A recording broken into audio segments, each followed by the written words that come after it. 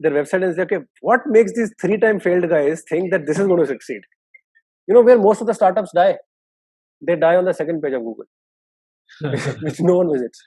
Building millions of user base, you need to have some stellar content. Right. Okay, and you need to have stellar content in the area that it's relevant to you.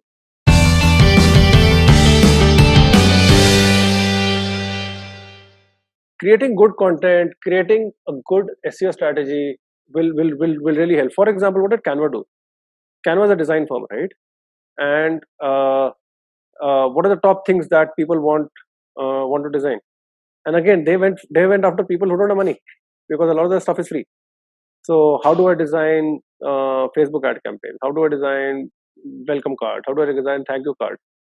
They would create a pillar and they would create millions of landing pages in an automated way for each of these questions that would come up.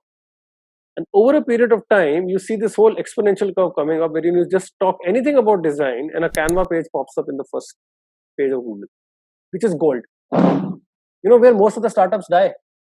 They die on the second page of Google, which no one visits, right? So, so if you can get your SEO right, it takes time. I'm not saying on day zero it's going to solve. So SEO is a long-term strategy, right? What about short-term strategy?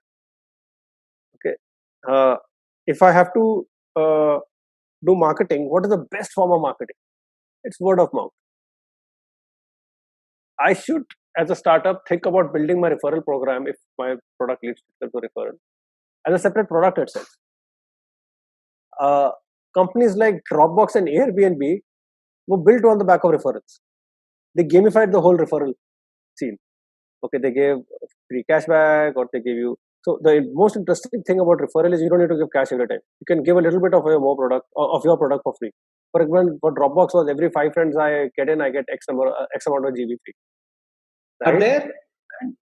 Is there a relationship between word of mouth and referrals? See, because when we talked about that experience with my colleague, when we have social proof, that's word of mouth in a way, right? That people talked about their experience and hence it worked. Are there any Indian startups that did something really well that maybe you worked with? And what kind of delta that you could typically look at? Because a lot of the startups that I talk to, referrals don't, either it's not meaty enough as a referral, because if we're talking about Dropbox or any of these guys, even Uber, I think they had one of the biggest referral programs that kind of really won the internet. I can't see Indian startups replicating that success. Not from TikTok. Please tell me. TikTok went through an amazing referral loop.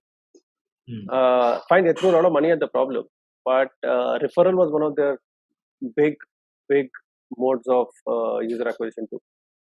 The problem with the statement that you made, that a lot of Indian startups do not concentrate on referral because they don't think it's meaty enough, it's kindly self-serving. If you invest a lot in referral, the K factor, that's the referral factor, it really does a lot of heavy lifting for you. At Mobikwik, we made referral very easy.